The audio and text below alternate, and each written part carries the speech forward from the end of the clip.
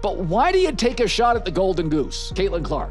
Keep your issues to yourself, all right? You went from a Motel 6 in a sketchy part of town to a 4 seasons in the shopping district. Stop talking. Kelsey Plum made a joke during All-Star Weekend, and it didn't sit well with a lot of people. The WNBA is deep in a battle between players and team owners over money, as the current agreement between both sides is ending soon. During the All-Star break, players wore shirts saying, "Pay us what you owe us," demanding better pay as the league becomes more popular. Those shirts were agreed on during a players' meeting Saturday morning, but Plum pointed out that no one from Team Clark, Caitlin Clark's squad, was there. She said, not to tattletale, but 0 members of Team Clark were very present for that. You know, not to tattletale, but 0 members of Team Clark were very present for that. But no, we were just, we had a very... That really needed to be mentioned. I'm trying to make a situation light, okay? But Sabrina Ionescu, who was on Team Clark, rolled her eyes and replied, "That really needed to be mentioned." Plum tried to soften it by saying she was just trying to make the situation light. That joke didn't go over well. It sparked a lot of anger online, and on Monday, Colin Cowherd joined in. Listen, NBA players make 50% of revenues. WNBA players make 9%.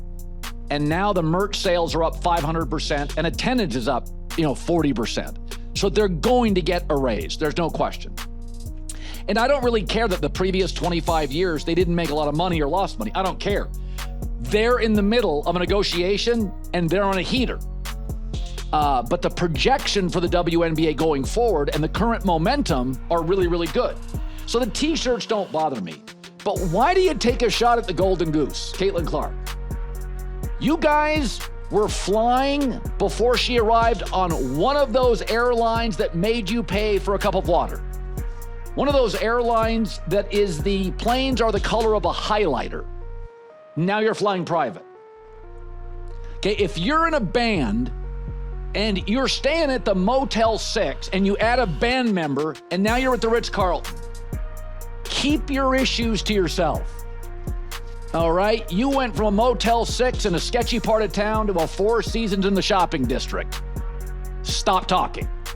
He went straight at Plum. "Why take a shot at the golden goose, Caitlin Clark?" Cowherd said. "Before she arrived, you guys were flying on those airlines that charge for water. Now you're flying private jets. You went from staying at Motel 6 to the 4 seasons. Stop talking." To be fair, Clark isn't the only reason travel conditions improved. WNBA players and the union had been fighting for better treatment for years, even before Clark entered the league. In fact, owners used to get fined for giving players charter flights before 2024. Still, Cowherd's point highlights just how much attention and money Clark has brought to the league. Even though she missed the Fever's first game after the break due to a nagging groin injury, she and her team still wore the protest shirts. They stood with the rest of the players.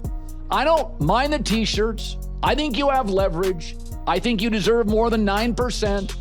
But it's just misstep after misstep. It's time to grow up, girls. Like fast. Like this is the player that got you off the airline that was bright yellow. Right? She got you an upgrade to a better hotel as a band member. So I do think a lot of people are saying, hey man, this league has never made money. It's an investment. It's now going to make money. And by the way, this is the least profitable, arguably, it'll be over the next 10 years. It's only going to get more profitable as women's basketball gets better, as the Caitlin Clark momentum train gets bigger. I mean, this year, she's not playing well, she's hurt, she's not there for all the games. So this is actually not as great as it could be. Like Michael Jordan, hurt year 2, next 12 years were legendary. That's what it's going to be. So I think they deserve a big raise, maybe not 50% of revenues, because NBA stars, there's a lot of them, and they move the needle.